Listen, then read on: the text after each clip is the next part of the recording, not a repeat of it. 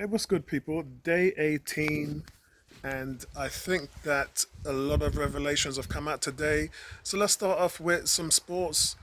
The LMA director, which is Richard Bevan, he's talking about now that the only way to get the players back and playing is if we introduce every single test going out to players. Now, this would be good because at least they won't be worried of anybody being severely hurt or injured or falling sick or falling prey of anyone else.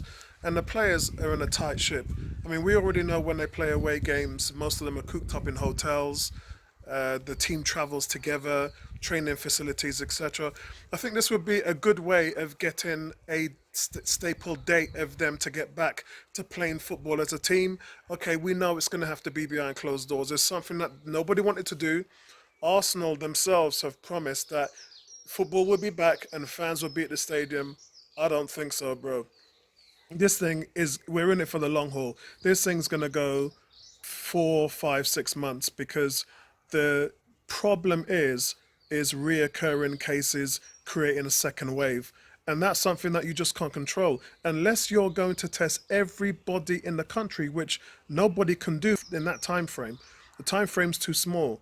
It's going to take months and months and months and months to even test the most important people.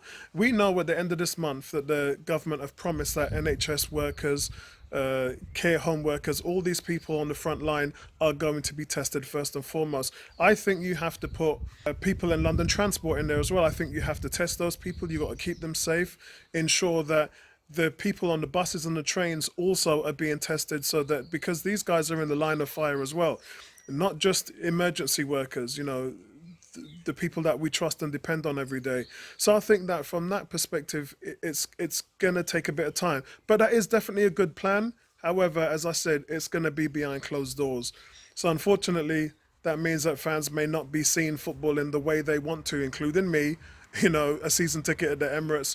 I think that that's going to be cut short, and then we're going to have to see some kind of refund or rebate, which then again still hurts the pockets of football club because they're not getting that money through concessions and gate receipts, which accounts to 3.5 to 5 million per game. A lot of money, guys, a lot of money.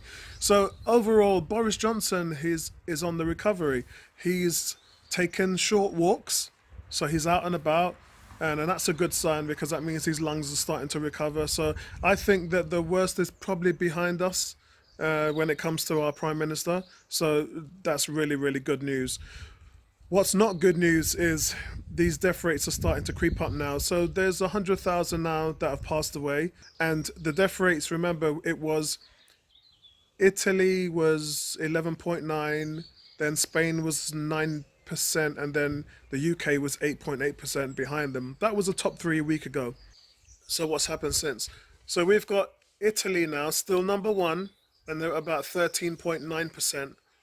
But into number two now is the UK, and that they've surpassed Spain. And I did say when I reported it last week that I think we were 7.9, and within 2 days we went up to 8.8. So the UK's death rate was increasing at an alarming rate. Today it's at 12.7%. So it's actually gone up about 4% in the space of a week.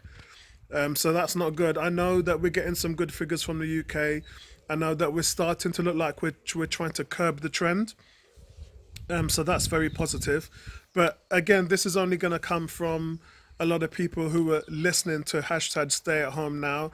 Remember, a lot of these deaths were deaths that weren't counted in the hospitals as they were piling up and the body bags had started to come in, and some of it had just become too much for the authorities to deal with. So a lot of these things that we're hearing is just pile-ups which weren't counted. They were unconfirmed.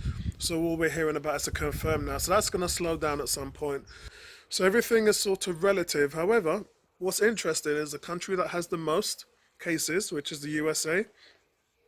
The good news there is, although it's alarming the amount of people that have got it, the good news is only 3.7% death rate. So it's among some of the lowest figures in the world. So that's a really good, blessed sign for the United States of America. So listen, that's something positive to go in to the bank holiday weekend with. So listen, we just have to hope that we just keep it down, hold it down, and just try and enjoy this Easter weekend as much as we can. I'm about to go and get some fried dumpling and ackee saltfish and rice. And Then obviously scallops later on today and some salmon, and that's my fish day done. And then look into the weekend. So hopefully we might have something positive for you. Try and keep the podcast on Sunday. We'll try and keep that live and try and keep you guys busy and try and keep the conversation about as much things as we can, including sport. So listen, guys, I hope you guys have a wonderful, wonderful weekend, and I'll speak to you guys tomorrow. Peace out. Hashtag stay at home. Peace.